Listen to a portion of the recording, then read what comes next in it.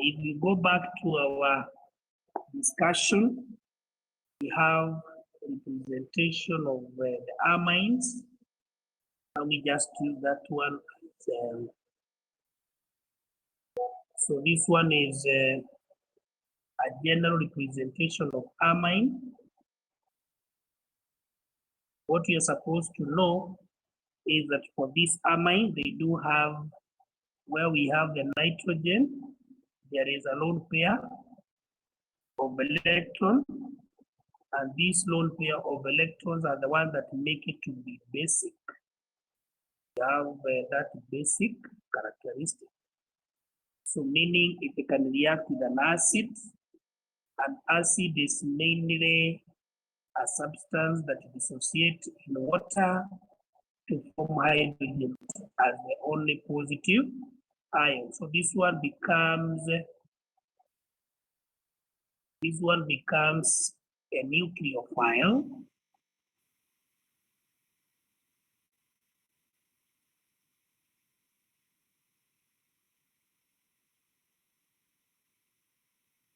That becomes a nucleophile. This becomes the electrophile. That means end up having a mechanism. In other words, you end up coming up with ammonium salts. In our case here, we have now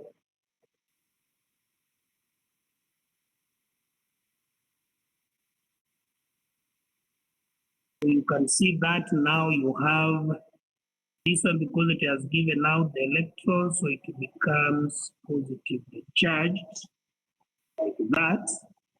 So of course, if these hydrogen ions were in an acid, let me say that is sulfuric acid.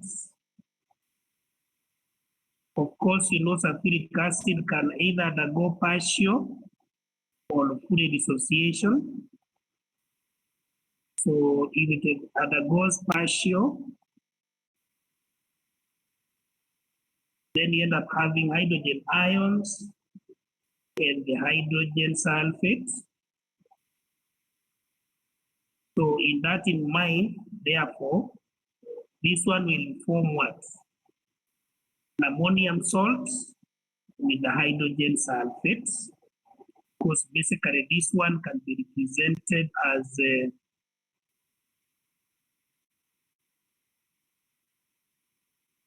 CH3, that is with the positive there, then hydrogen sulfates. This is what we are saying. You end up having a salt that is an ammonium salt. An ammonium salt. I don't know whether that one is clear. So I'm saying that I'm going to make it very simplified because I know there is the longer for that.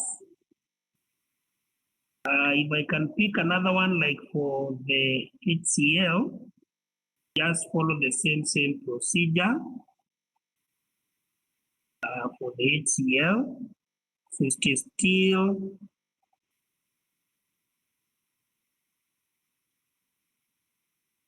we make it a little bit bold so that you can be able to see. So here we have the amine. I'll say this amine has lone pairs.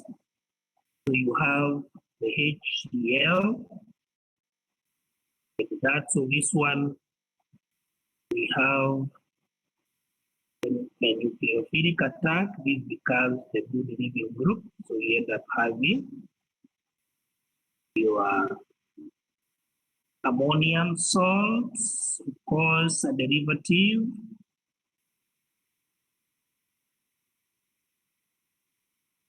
This one now behaves like a radical. And then we have the chlorides. In a nutshell, this one can be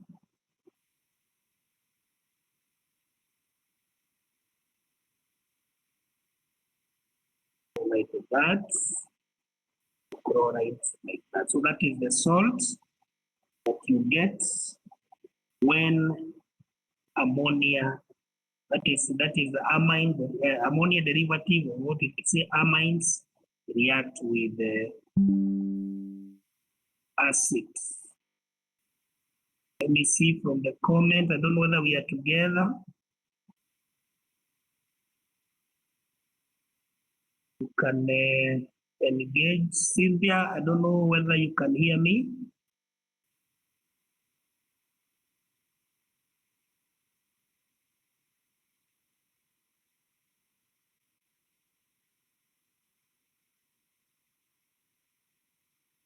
Thank you, Masharia, for responding. Cynthia, I don't know whether you can hear me.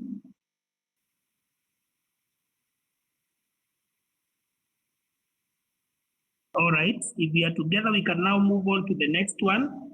That is the reaction with the acid halides. Acid halides.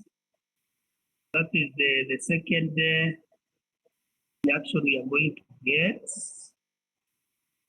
But I don't keep on.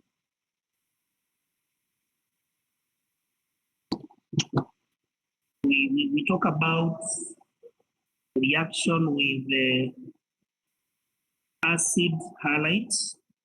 And I want us to give an example. Once again, we are going to talk about the general representation. The general representation of the amines. Allow me to still use presentation. So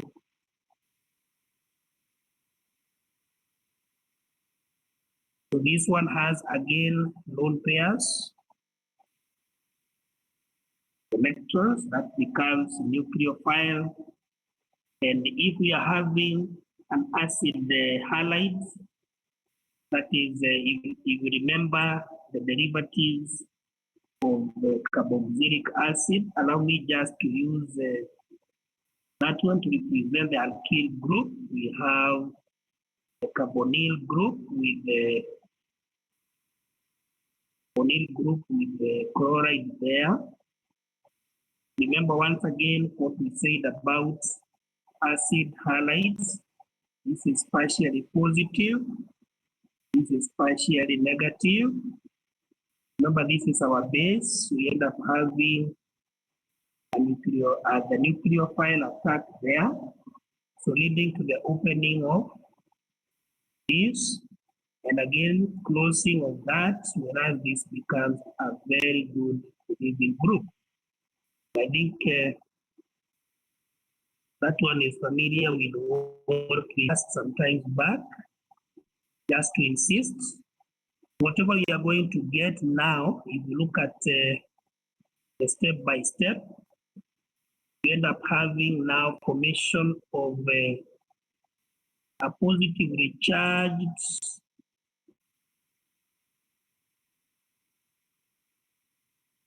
we have amine now, the nitrogen here, it has given out the electrons, therefore it becomes positively charged. Then it is bonded to that carbonyl group. That is carbonyl group. And remember, this carbonyl group had an alkyl group. We have said in the process there is a chloride, which is a good living group. So what happened is this, because there is the presence of OH, that is the base, the process of OH. So what happened now is the intermediate product formed here. Let me just, for the purposes of the flow of the information, let's say this one is now positive, connected to carbon. We have that particular product from here. So in the presence of a base, so that is, so this one becomes again a nucleophile. So for us to balance this charge, so you deprotonate, whereas this one move like that. So you end up having now your final product. Your final product is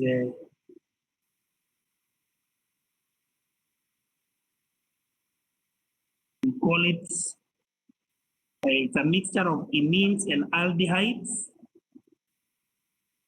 Let me just do it first so that you can understand. You can see there is an aldehyde at a point, the presence of the carbonyl group and all that. So this is what we call the aldehydes.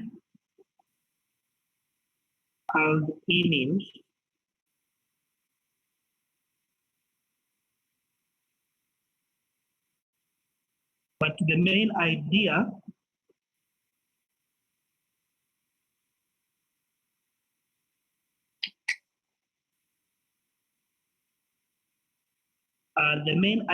is to know how you get the final product. So here, of course, you know there is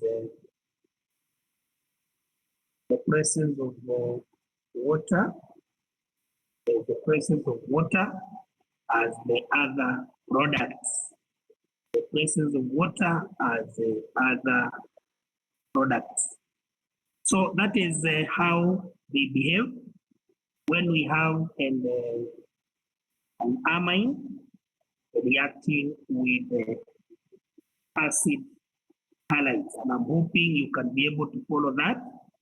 So remember, I have just given you a scheme without a mechanism. So I'm hoping that try to squeeze the mechanism so that you can be able to know how to derive that particular product. So the example I've given you there, basically the R here,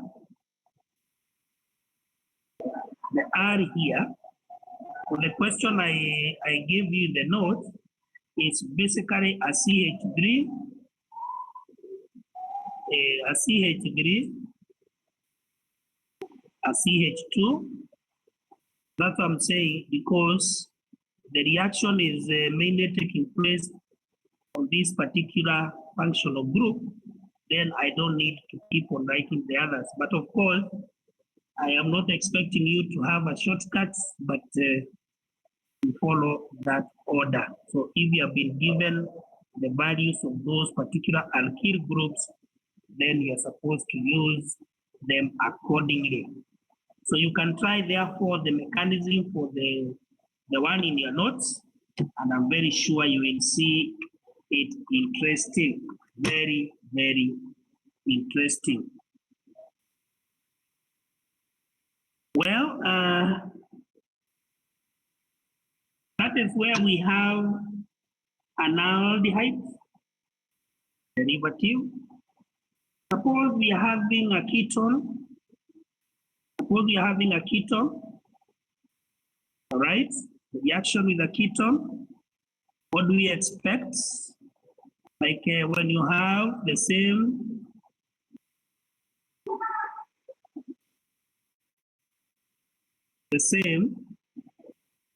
just focus on the functional group.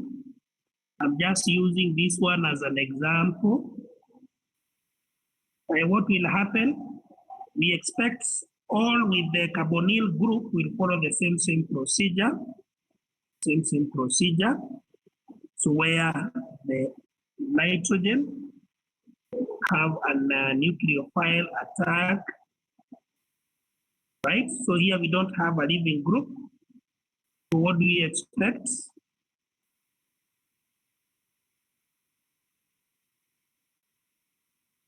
So we expect this kind of a reaction to have very interesting to have a positively charged. So here we have, there is the 2, and okay, let me just put, okay. Remember this one is open. Let me draw it properly so that you can be able to follow. So this one becomes negatively charged, like that. So this one is connected at that particular point, meaning that this oxide that is formed will behave like a nucleophile, and then this one satisfy that charge. So what we expect, that is, we expect now we are going to have a bit noisy, but I'm hoping you can be able to follow. So we have one hydrogen remaining. Our carbon here now has an OH because of that deprotonation of that particular nitrogen, like that. So remember, this is, I don't know whether, and there is another alkyl group, because there are two alkyl group. There is a CH3 here, and there is also a CH3 there.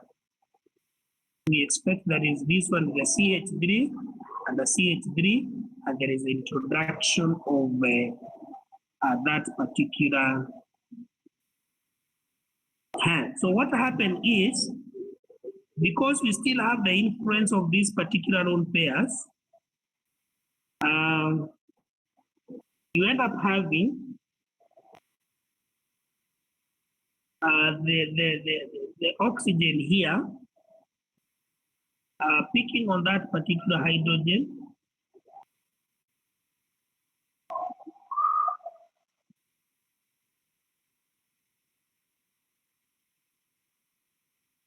Okay.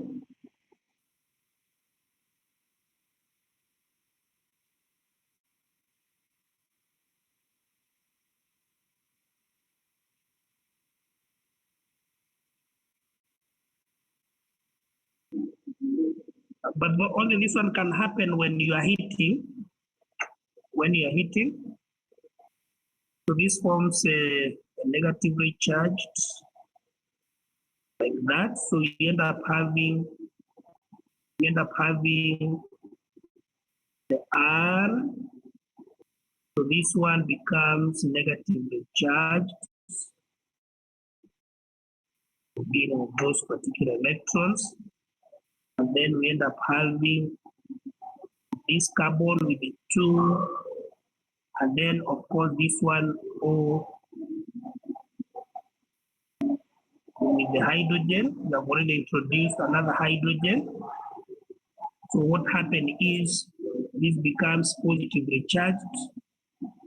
So this one share the electrons. So this one becomes a very good leaving group. We end up having formation of a double bonds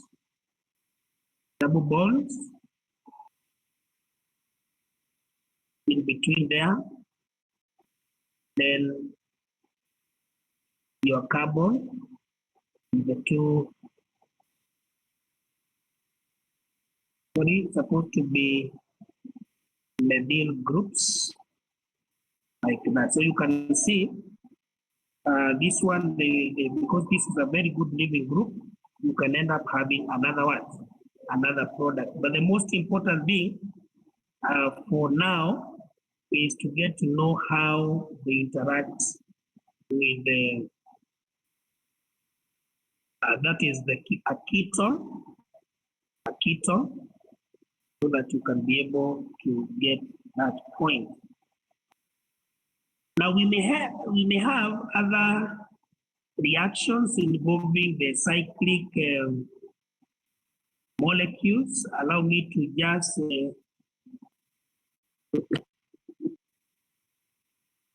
let me just have one here so that you can see how we go about it.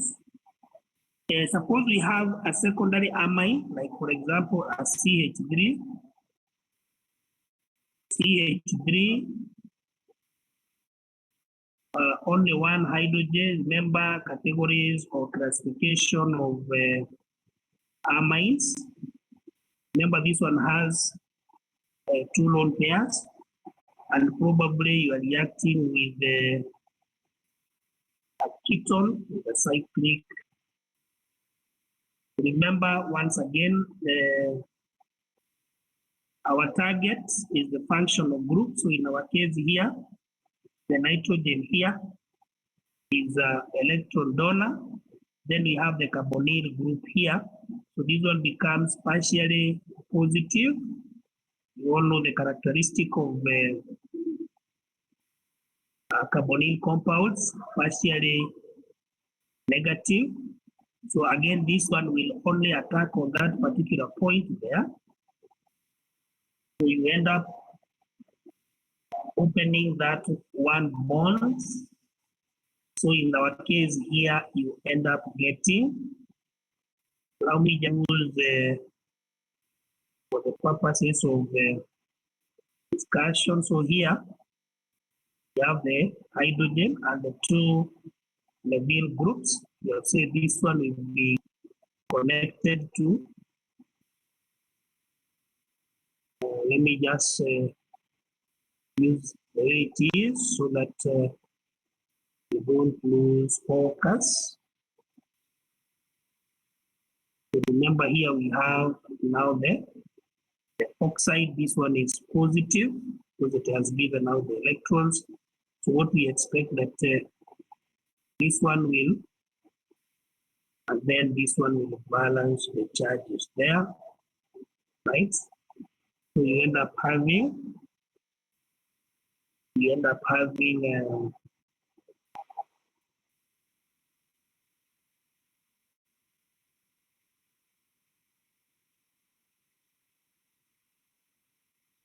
OH.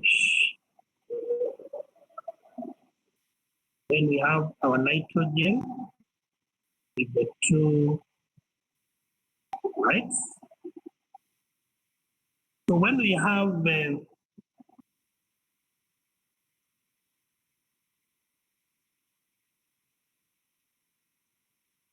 moving up there, we have we are together, right?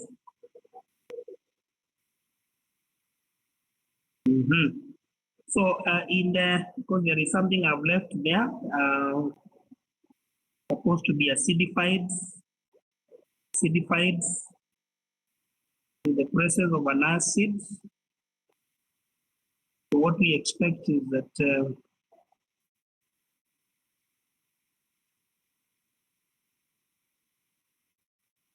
we expect there is an attack on that particular proton. There must be an attack on that particular proton, so that whatever we are going to have is a good living group.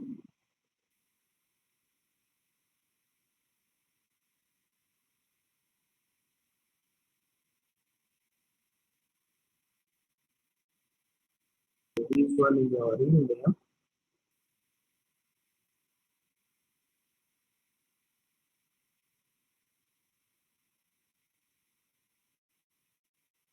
The two methyl groups. So this one is positively there. All right.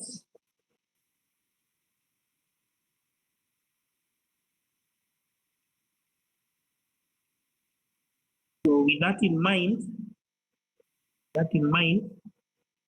so what you usually have is either the lone pairs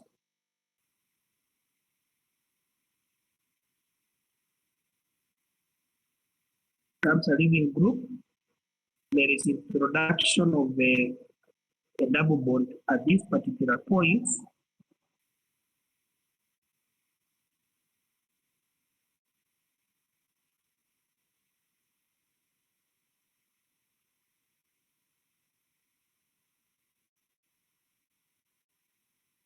Alternatively, there is an obstruction by another base.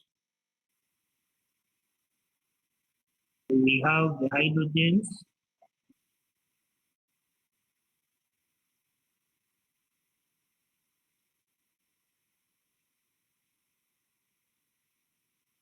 So one of them, we have another base here. Let me just call it a base, the lone pair. So it obstruct one of the, sorry, not there. So it picks on one of the hydrogen. Then the electrons here forms a double bond, and then this becomes a good leading group. So just picking on the hydrogen in the adjacent carbon, so that you end up having a double bond, an introduction of a double bond there. And I think that is what I gave you in the notes. And then you end up having your nitrogen with the two, right? So those are the two options we get from that particular reaction. So I'm hoping you can be able to see the trend in terms of what is happening. So, but the main point in this case is just get to know that the nitrogen has a lone pair, and therefore it's very critical when it comes to initiation of any particular reaction. I don't know whether we are together up to that point.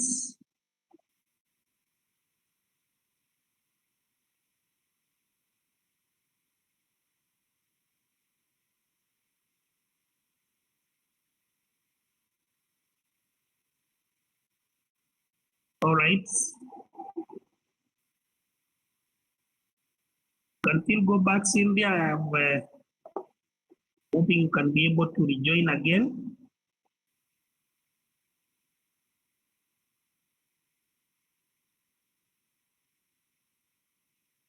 All right.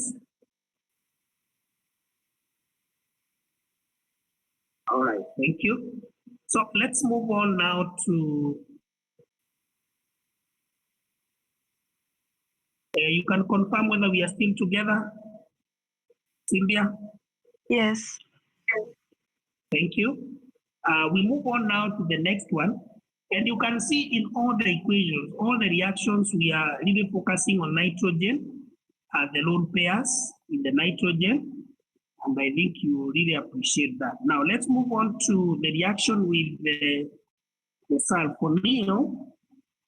And I'm going to represent that one, the sulfonyl. This one can be aromatic or benzene ring. Again, our main focus should be the base, our base here, right? If it is reacting with the, let me just show the way it is.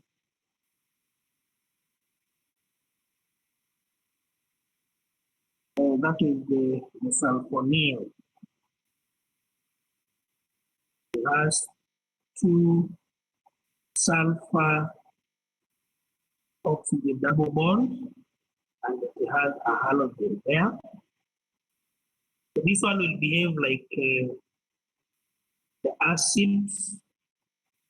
Remember what we said about the acid halides? It just behaves the same way. So what happened is, once again, nitrogen, that's of that sulfur, can either open and close as this one leaves. That one leaves. So here we end up having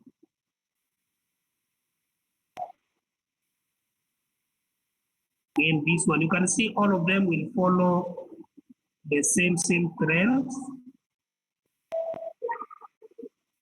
So this one becomes now positive because it has given out the electrons. They have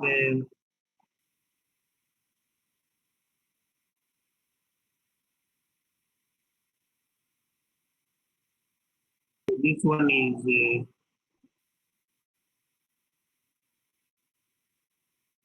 so what do I expect? I expect now the presence of heat, and we have a living group that was there.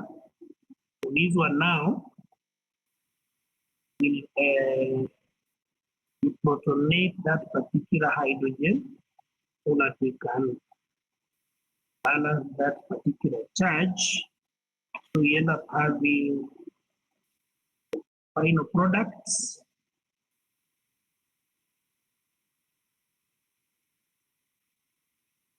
We have only one hydrogen there. So that now here we have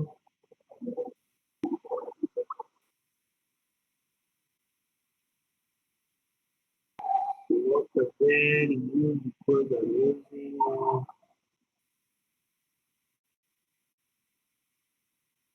so you can see that of course there is the HCl, a bit noisy. Allow me to quell this noise in 1 minute.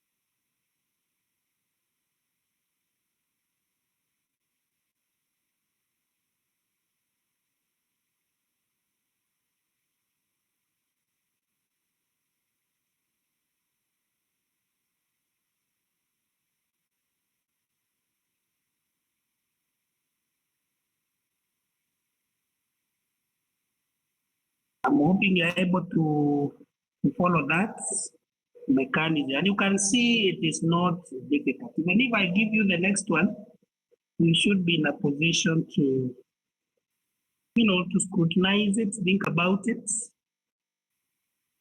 And with that, you can be able to predict any other reactants you are given, you will be able to predict the outcome. So let's go to oxidation.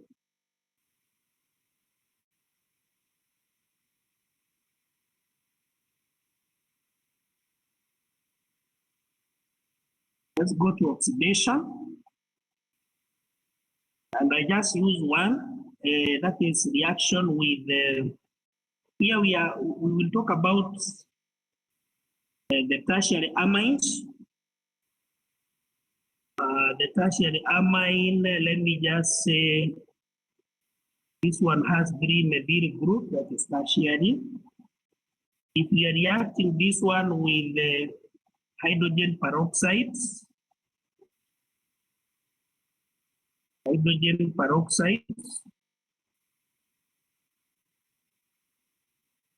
right? So again, the attack points is at these points. Then this one becomes a good living group, that is OH there. We end up having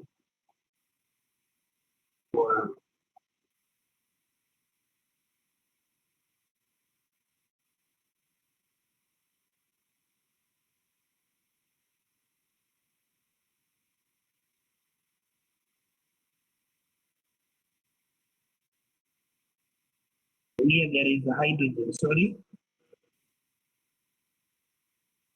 Then we have your OH. Remember, OH is a negatively charged or very strong, becomes positive, don't forget. What happened this one? When this forms a negatively charged ion, so you end up having your final product.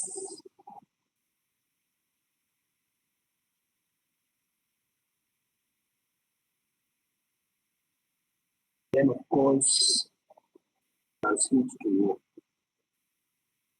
I didn't want to complicate this reaction because I know there are other reagents that can be introduced there, but the main point is how do they interact with the oxidizing agent, either hydrogen peroxide or their derivative like peroxyacetic acid, all those chloric oxidizing agents.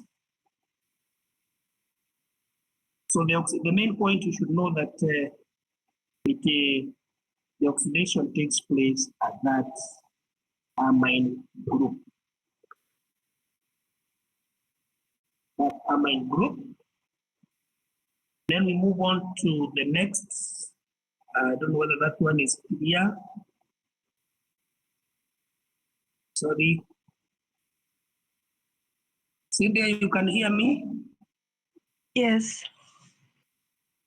Then Angeline you can join again because I don't know that you're the only one who is not hearing what I'm saying. Maybe somebody else can confirm.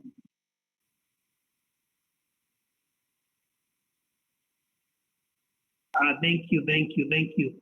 So maybe Angeline can refresh the gadgets so that we can be able to hear and communicate. Now let's move on to the next one.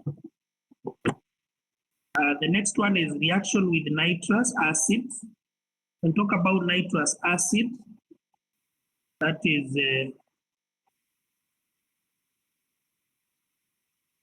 nitrous acid.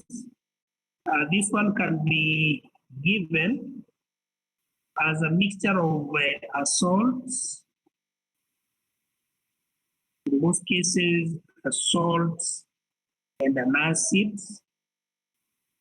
Salt and an acid. So when you mix these two, what happens that you get the nitric and the hydrogen, nitrate and the hydrogen combining to form that. Right. So now from here, we have the structure. The structure of nitrous acids. Now you can be able to see it like that. Very important. So what happened now is actually the oxygen now here, this oxygen here, in the presence of an acid again, there is what we call the protonation. This one forms a good living group that is now an active molecule.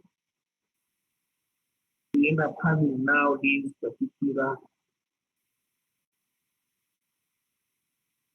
that. So this one has given out the electrons, becomes positive. Now this is where now our amine comes in. Let me just use an example that I gave there, aniline. We start with the primary so that we can see from the primary how do we go to tertiary to, that is from primary to secondary to tertiary, so that we see how do we get those diazonium salts. So let us start with the quick one, that is the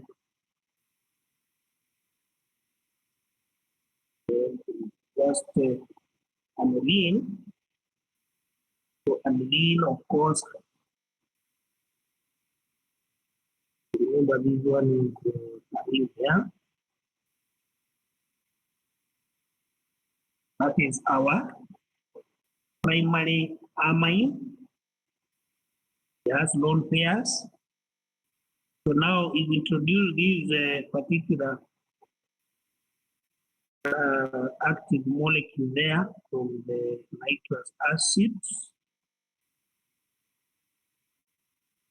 I'm very sure you start predicting the attacking points. Why? Because we have a good living group. So we expect that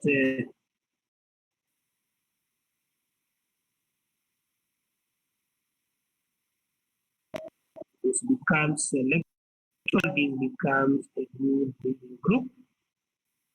So you end up having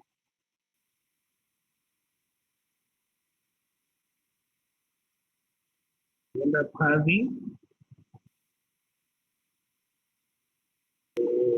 we have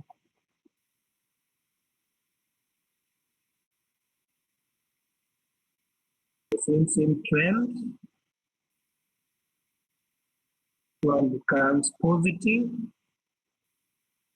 Then this one now is connected to this nitrogen oxygen double bond. Like that. So I'm very sure now from here you need to balance the charges. So there is some water that has been eliminated there. This particular one is the one to make sure that there is a balancing of that particular charge. And therefore, you end up coming up with a secondary amine there. Hoping you can see now this nitrogen is -1.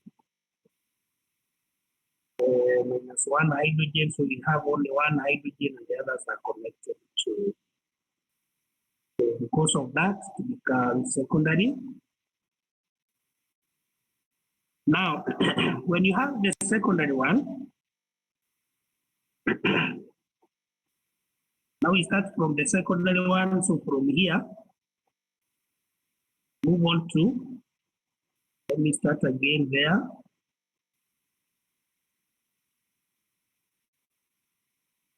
So from here,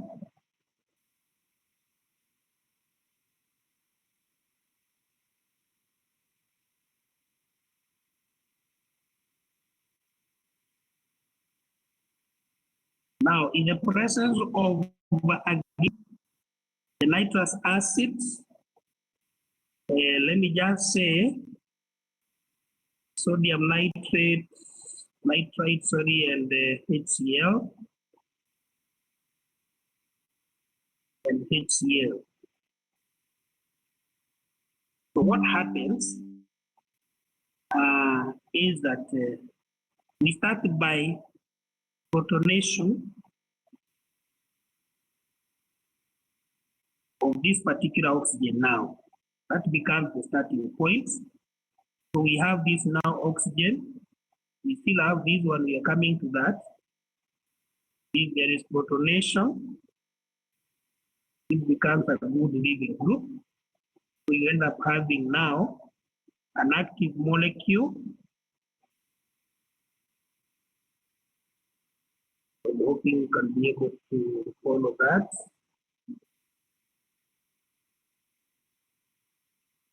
So this one is nitrogen. This one, remember, is now connected to that. So this one becomes positively charged. Why? Because it has given out the electrons. So it's given out the electrons. So that now, in the presence of water now, so this particular water here fits on that, right? formation of a double bond. Then this opens to balance that. Hoping you can be able to follow that.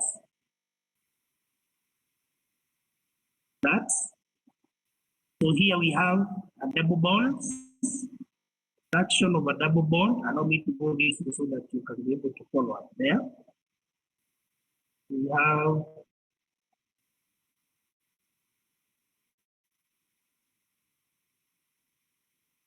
your nitrogen there. It's electron coming and going, so we still have the neutral.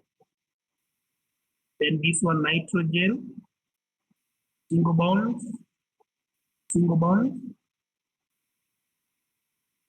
single bonds, OH, single bonds, OH, like that.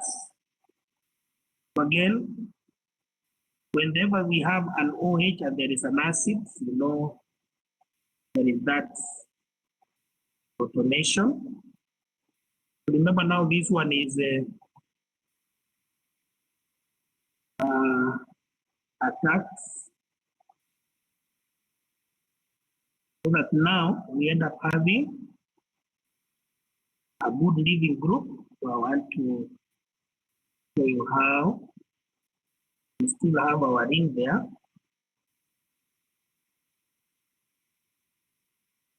Our nitrogen, double bonds, nitrogen, and then we have our OH here. India, I'm hoping you're together.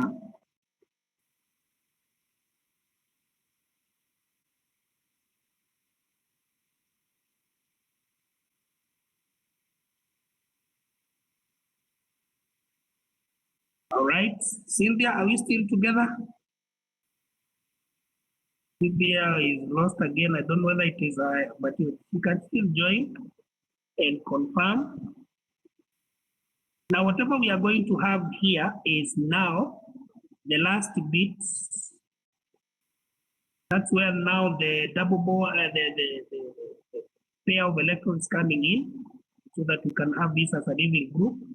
So there is the formation of a triple bond there, and this one behaves like a living group. Cynthia, you can hear me? Yes. Yes, you need to check on your network. What we are having here now is what we call diazonium salts. Diazonium salts. So this one is the nitrogen, which is positive. This is the triple bonds. Nitrogen. So this is what we call, this one will be the cation. The cation. And because we had at a point a chloride, in the process of we end up forming a salt. So this one behaves like a radical, and then we have the anion here. So this is what we call the diazonium salts.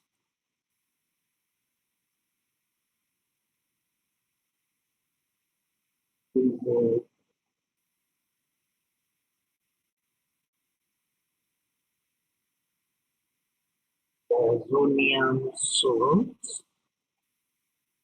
Diazonium salts. Now, diazonium salts of aromatic amines are very useful as intermediates to other compounds because the aromatic diazonium salts are only stable at very low temperatures. Actually, it is 0 degrees and below. So when you want these salts, initiate decomposition into highly reactive cation, and that is what I want to demonstrate. So when you warm this one, it breaks. So let me show you how.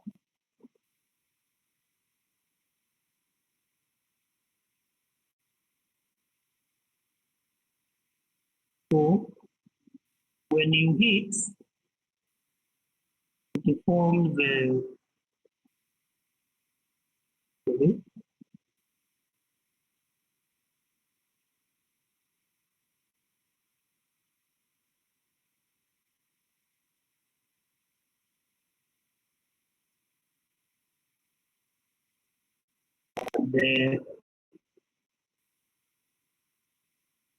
this kind of this one is giving out those electrons. That is where the breaking comes in.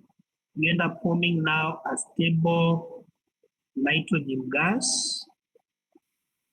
Now this one can combine with so many anions from other salts. Remember, they can exchange the ions, and that is what I want to demonstrate in a short while.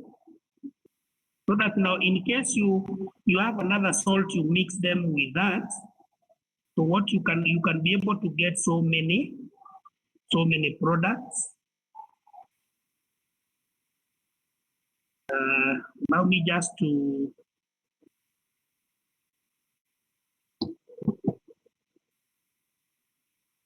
like, for example, if you add water, so remember you have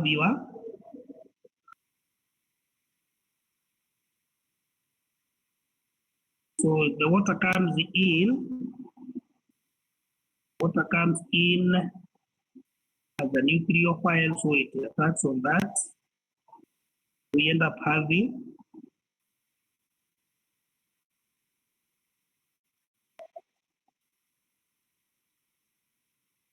you have now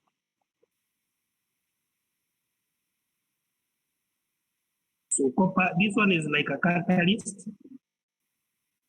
so that in case there is another water here. So remember, this one will pick on that, so that you can balance that charge. That we end up having introduction of the OH. So this one is copper 1 chloride. So this one is this becomes our that is nucleophile. So when we have now that, remember now from this particular cation, you can now introduce ion. So with that, and you have a chloride there from that particular salt, so they end up forming that one. So if there is a bromine, you end up. So this one is cyanide. So this cyanide becomes our nucleophile. It attaches itself on that particular, that is a cation there. If it is potassium iodide, the same case, fluorides. This one will give us the fluorides. All right, this is an acid. It will give us the hydrogen. So with all that, you can be able now to see how we are getting to the final product. I don't know whether that one is clear.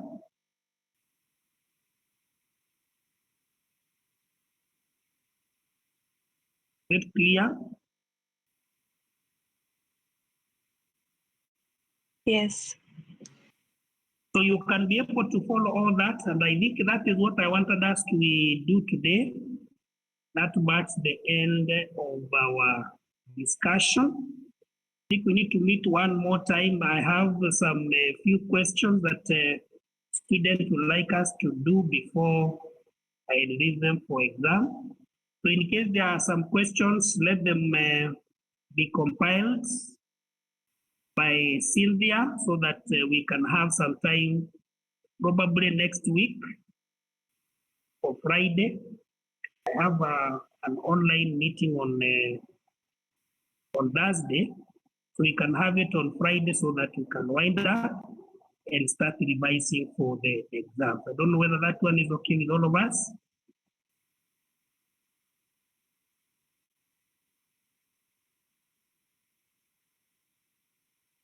Thank you, thank you. Much appreciated. May you have a blessed evening. See you next time. God bless.